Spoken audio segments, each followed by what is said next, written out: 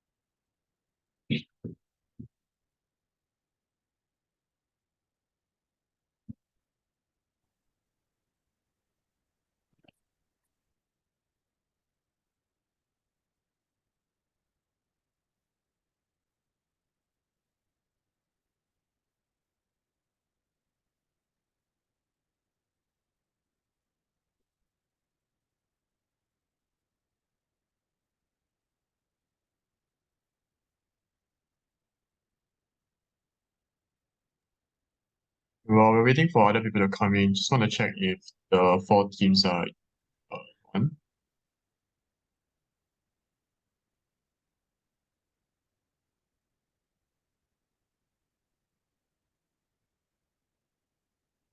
Okay, I see Joseph, I see Grace.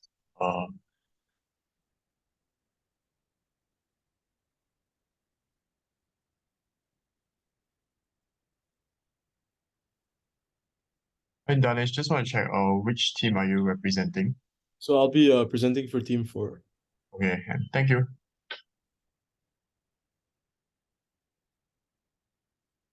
Who is representing for team 3?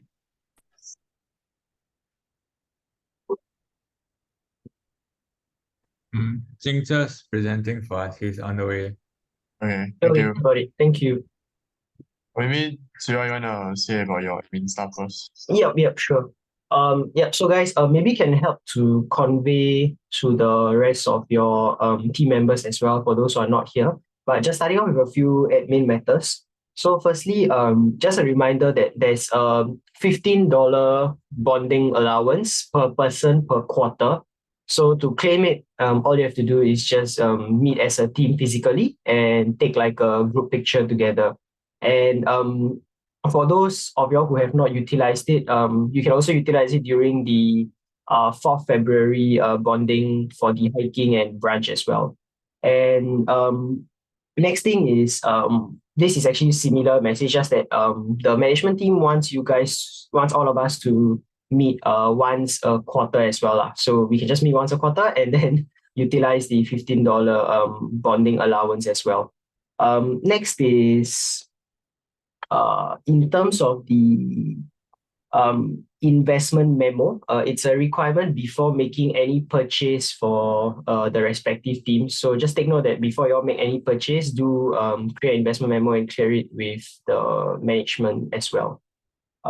Next is for portfolio capital, right? Unless it's being held for strategic reasons, it should be utilized completely. And the deadline that has been set to utilize the capital is March 31st. So if the cash balance is greater than 50%, then the respective portfolio managers are required to explain to Shinya the plan for the capital deployment. Otherwise, it will be by half. Yep. And one last thing is that moving forward, we will have the portfolio meetings at 8:30 p.m. instead of 9:30 p.m. So this will be the Sunday of the last week of each month. Yep. Are there any clarifications for any of these points?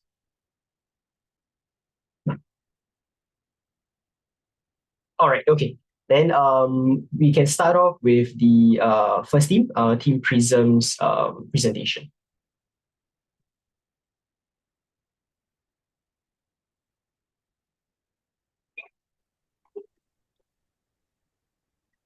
Can see?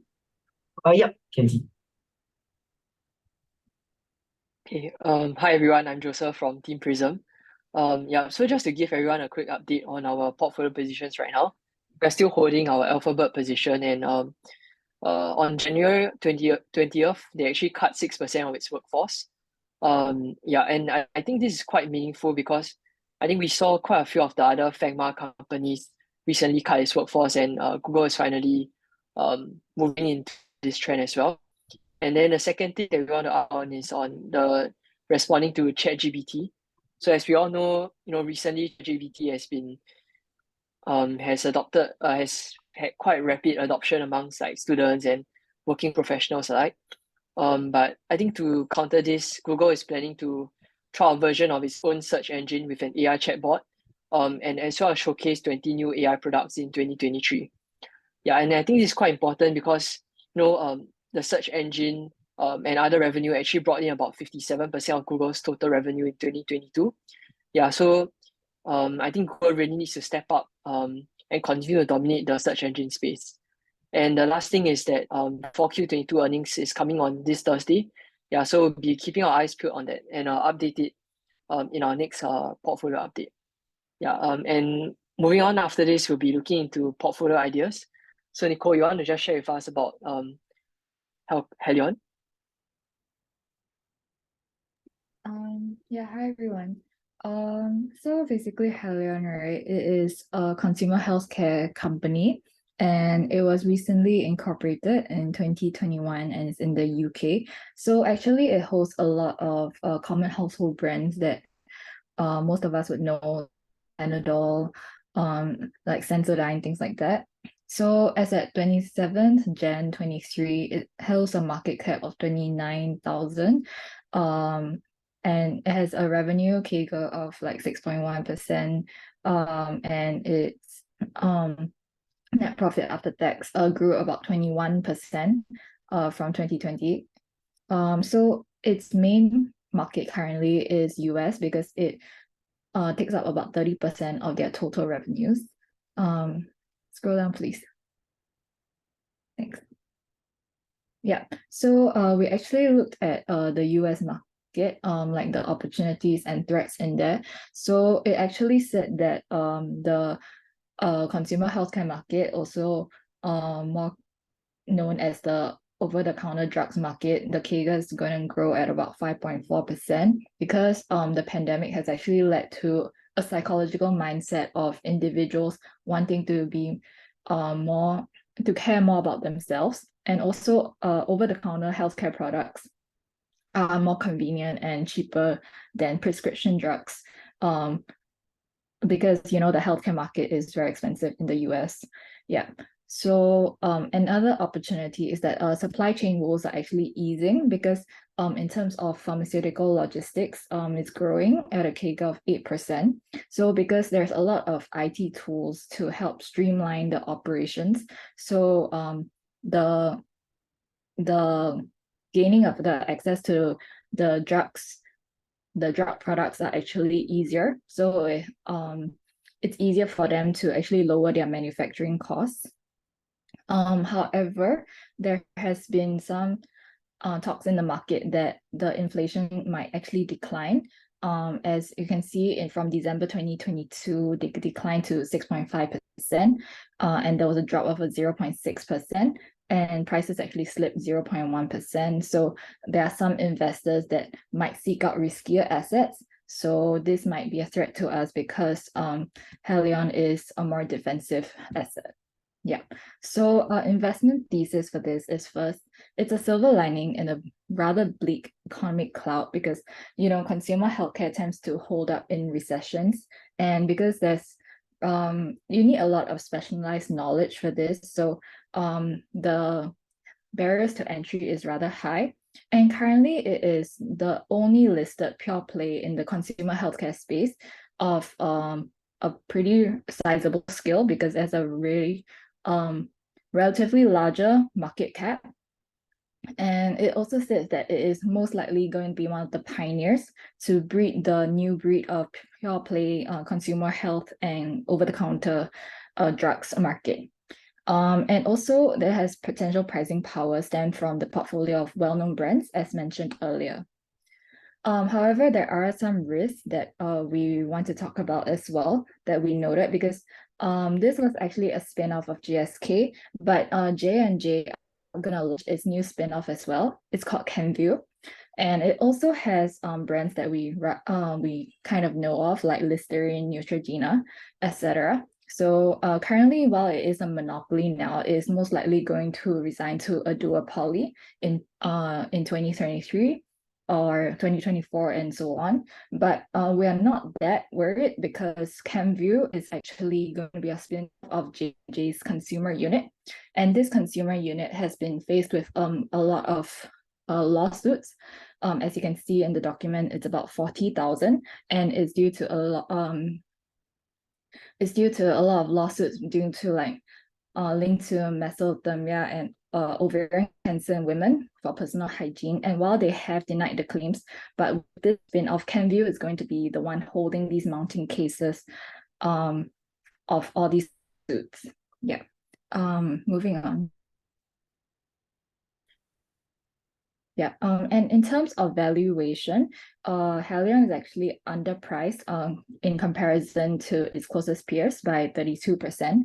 It's priced at 16.7 times, while its competitors are priced at 24.8 times. And it's trading at such a discount because there were some lawsuits claiming that this drug, Zantac, actually causes cancer, but they actually repeatedly argued that it has never been marketed in such a way, and the lawsuits were actually eventually dismissed just around last month.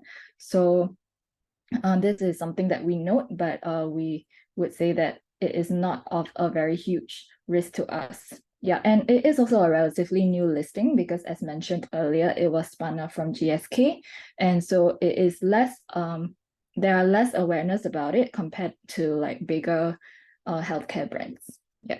And this is the end for our portfolio update. Thank you. Okay, thank you. Are there any questions? All right, if not, we can move on to team 2. Thank you, Team Prism. Okay, let me share my screen.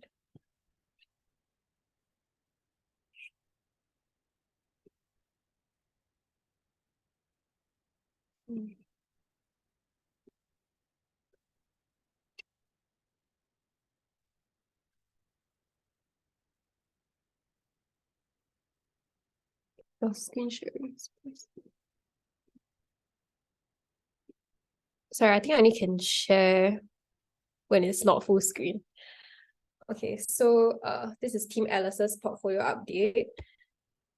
We are currently up from Meta compared to December, even though it's still about a 30% loss from what we bought, the price that we bought it at. But I think it's generally quite positive seeing that there's about a $30 plus jump within a month. And I think this is because Meta has sort of restructured itself to improve its performance, especially with the recent retrenchments as well.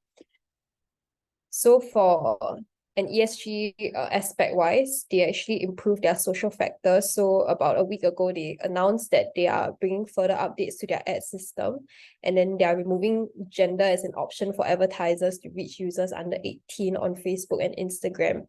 And yeah, so advertisers will only be able to use their age and location to reach teenagers. And I think this is sort of a small success story to their new commitments to be more responsible when it comes to things like privacy, which they have been under a lot of flack for previously. And it's sort of an indication of Mark Zuckerberg and team sort of cleaning up their act.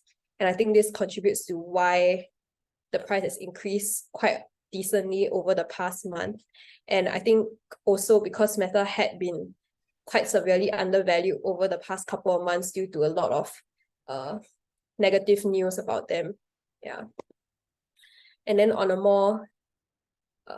more concrete note, it's because Facebook's usage has been reported to be on the up. And yeah, so even though a lot of us, we don't use Facebook, actually a lot of people still continue to keep up to date with their friends and family on the app.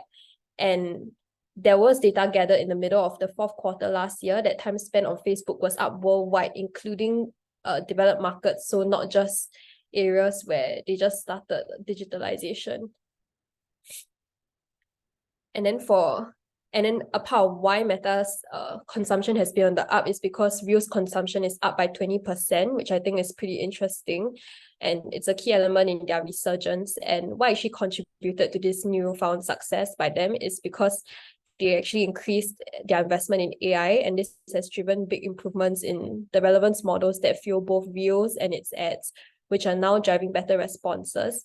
I'm not sure how many of you still use Facebook, but I think when you actually use it, I think that the Reels are more catered to you now instead of very general things that you wouldn't be interested in.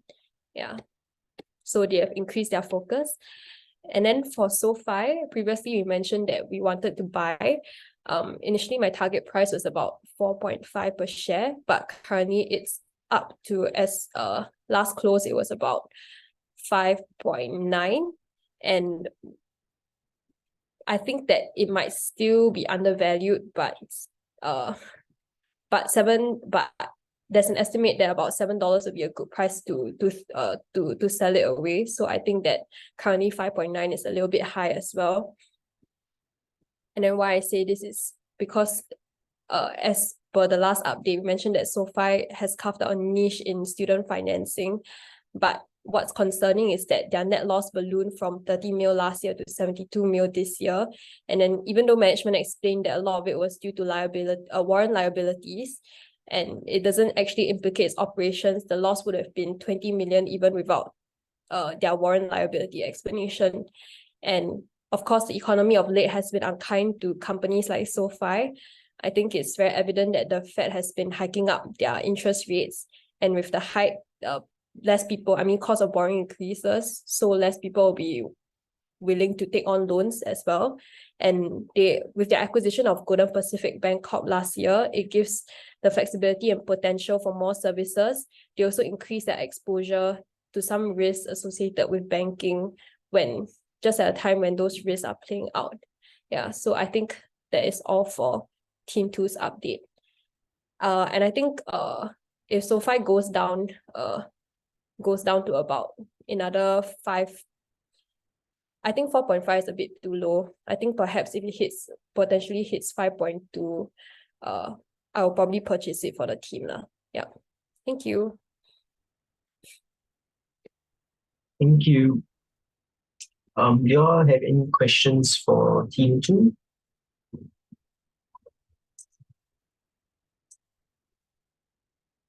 All right, thank you. Moving on to Team 3, Team Dream Team. Yeah, let me share my screen.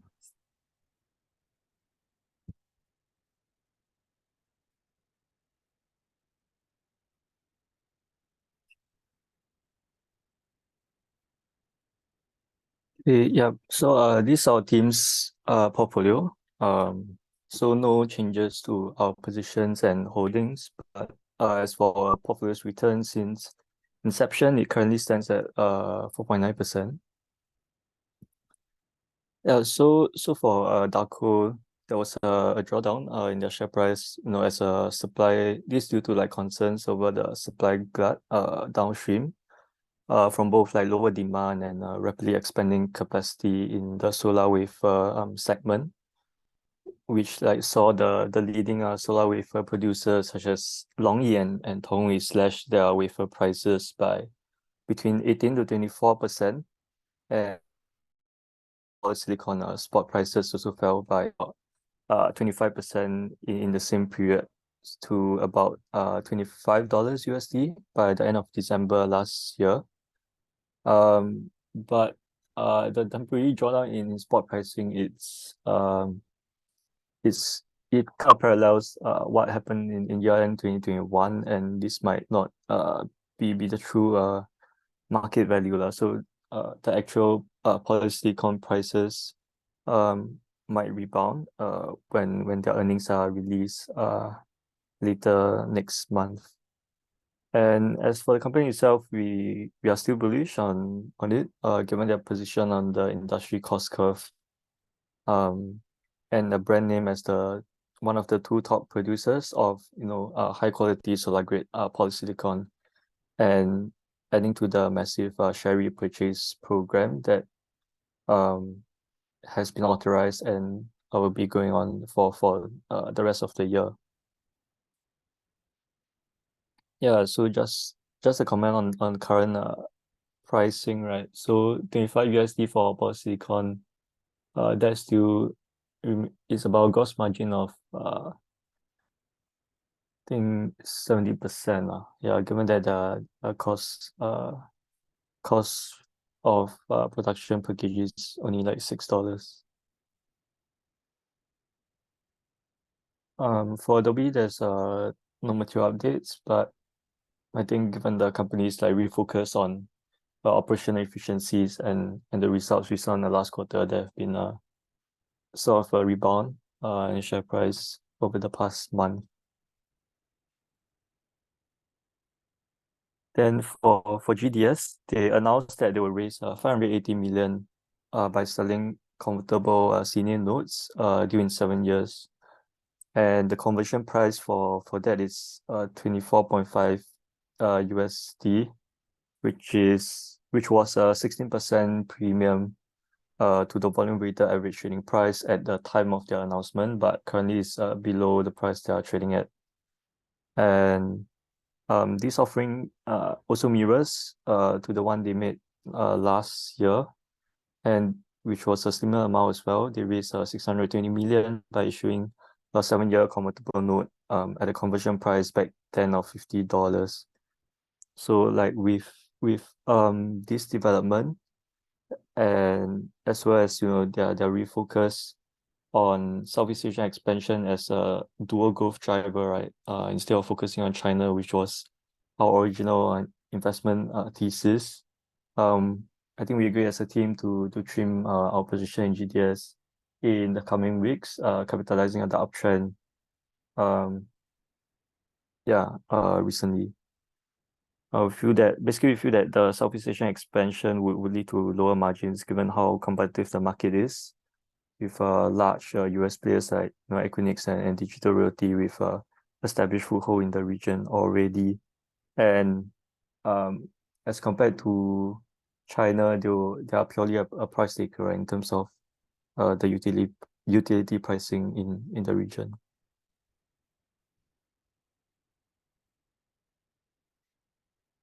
Moving on to American Water Works. In the last month, they closed 2 new acquisitions.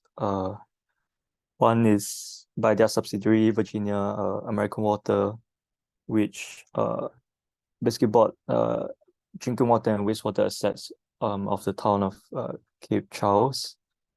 And then the second acquisition is by their subsidiary Pennsylvania American Water, and it's an asset purchase agreement worth 28 million for the wastewater system assets of Elizabethboro Municipal Authority.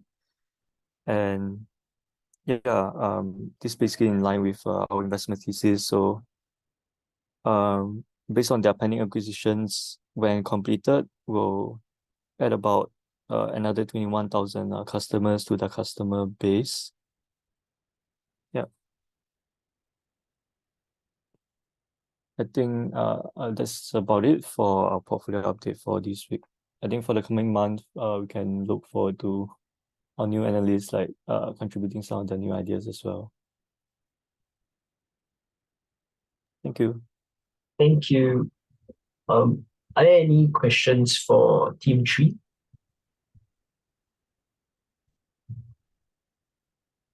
Maybe just a quick question from my end.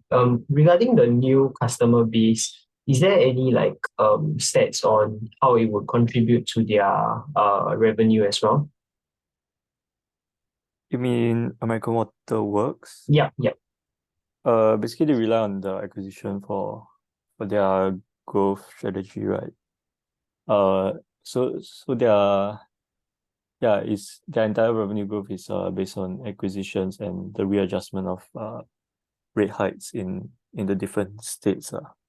Okay. But these are minor acquisitions, these two new ones. Very, very small amount. Yeah. Got it. Okay, thank you. Are there any other questions for Team 3? All right. Thank you, Team 3. Moving on to Team 4.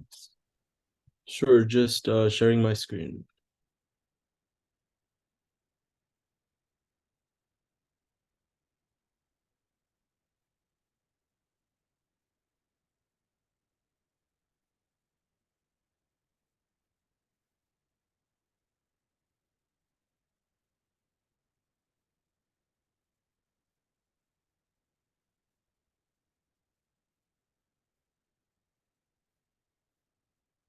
Okay, is everyone able to see? Yeah. Okay, yes. So hi everyone and Happy New Year. So I'll be sharing Team 4's portfolio update. So nothing much has changed. So our portfolio is still around 15% of Unity stock, and the rest is cash, which hopefully with our new teammates we can figure out in the next few months how to use and put to use the best. So in terms of Unity stock, we have invested 32 units, and we bought them at $92 around a year ago now, and we bought them around here somewhere. And since then, there's been a 60% loss, but Unity stock is up from $28 last month, which we shared in last month's update, to 36 now. So we're still quite bullish on the fundamentals of Unity. Sorry. And we still believe that they are the market leader and they have an advantage. So just sharing some key news about Unity. Continuing the narrative from last month's update, we were talking about their merger with ironSource, and this is probably the first of their tailwinds because it creates maybe the world's first end-to-end real-time 3D content development solution. And Unity is expecting ironSource to generate $250 million in EBITDA in the coming year. And next is the AR/VR market, which Unity is a large player in, and there's a large CAGR in the next decade. As we can see, the market's gonna grow 48.3% CAGR in the next 10 years. And by 2030, this will be half the size of the current gaming market today. So this is a pretty big chunk that Unity will be able to tackle. Next, Unity is deepening its collaboration with Google to provide more robust solutions for developers. And this creates sort of, again, it solidifies their competitive advantage in terms of content development. In terms of bad news, there were 284 job cuts recently, and this was due to pressures from inflation, higher interest rate, foreign exchange. But the silver lining is they're streamlining and becoming more efficient, and hopefully this will allow them to see a good 2023 coming up. And their results and earnings are coming out next month, so that's something to look forward to. And so in terms of stocks that we're considering, we've been floating around the same few names the past few updates. So I think we're looking forward to talking with our new team members and sort of deciding what we want to invest in. But instead of that, I thought I'd share some key takeaways from an article I read yesterday. about how investors are positioning themselves to navigate 2023. So first is the US dollar weakening due to increased inflation and interest rate. And the tip here is to consider looking at emerging markets and tech stocks. Another tip is US stocks are seen as overvalued, as the current market PE is 17.9 compared to its 20-year historical average of 15.8. So a steep correction could be on the way. And the suggestion here is to consider areas such as healthcare and services, as services inflation is seen as stickier than goods inflation.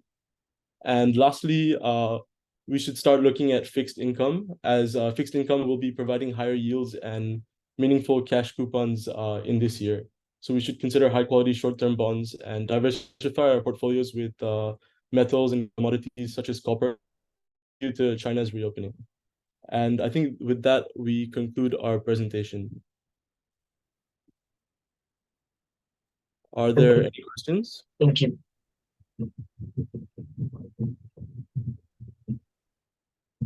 Okay, if there are no additional questions, then just two more reminders.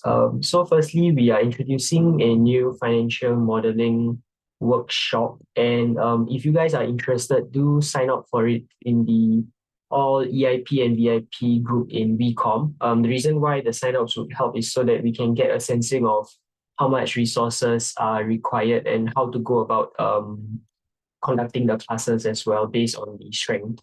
And another reminder is that the FOGFED bonding is coming up for the hiking and branch. So do let me know if you are not added to the group yet, and I will add you in. That's about it. Thank you, everyone. Have a great year ahead too. If there are no additional stuff, then y'all can leave. Thank you.